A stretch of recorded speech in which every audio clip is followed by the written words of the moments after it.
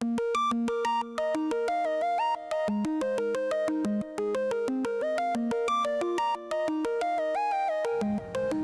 and welcome once again to the Wireless RERC's app video tutorial series.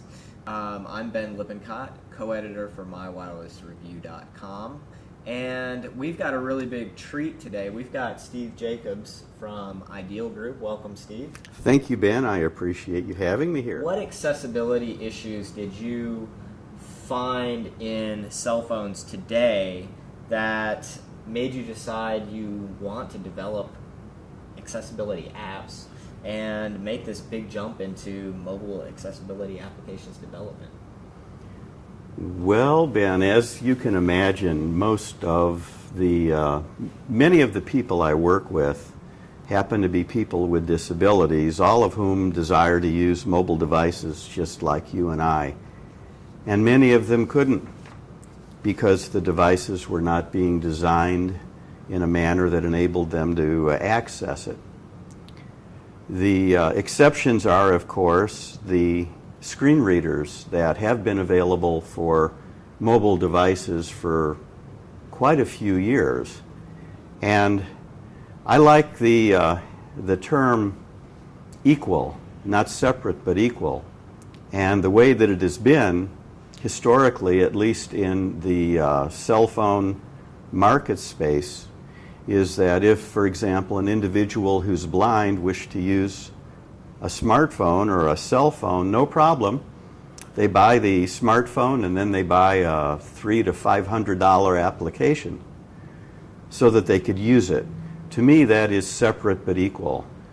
So my motivation was developing applications, turning them over into open source so that it gives others opportunities to capitalize on them, enhance them, and change the situation. Basically, that was my motivation for starting apps for Android and trying to make whatever difference we're able to make. What made you decide to focus your development efforts on Android instead of, say, the iconic iPhone OS or BlackBerry operating system? You're looking at two extremes if you were to compare the iPhone, for example, to Android smart devices. The iPhone is developed and supported in a very controlled environment, which is very good because there's one phone, one operating system, one set of applications that works on that phone, and very rarely will individuals run into problems using the apps. The other end of the spectrum is Android, and it too is good. It attracts a different type of developer than people who develop applications for iPhones.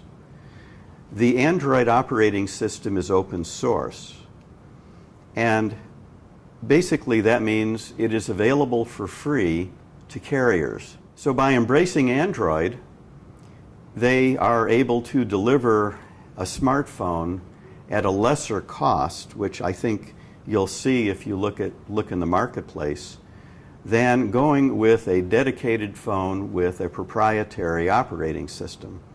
I'm not suggesting that one is better than the other, but that freedom that open source software brings to developers is what attracted me and our company to the platform. We market all of our applications through Android Market, which is Google's e-store, their e-app store.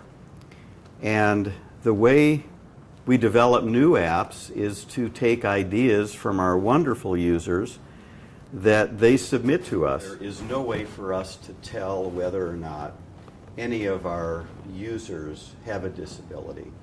The only way we find out about that is if we receive an email from that individual or a comment from that individual that self-identifies them as being someone who is blind, an individual who's deaf, someone with some other type of print disability or mobility disability. So I have no idea what percentage of our users are individuals with disabilities. For those individuals that do ask us questions about our apps and that are most vocal. As you could probably guess, individuals who are blind are probably the most vocal and are probably the most technologically competent. And they're used to using high-quality applications like JAWS and Window Eyes. And that's what they compare applications to. And if it doesn't deliver that level of accessibility, you hear about it. As far as the most popular applications, our most popular application is called Speaking Pad. That was our first application. We developed it for one individual. It was a young man who was not able to speak. And he asked if it would be possible to write a little program for a cell phone that would let him type something into the cell phone, hit a button, and the phone would speak for him. Pretty simple. So we developed that application, named it Speaking Pad, and released it to Android market, hoping for 100, 200 users. We have now exceeded 500,000 users.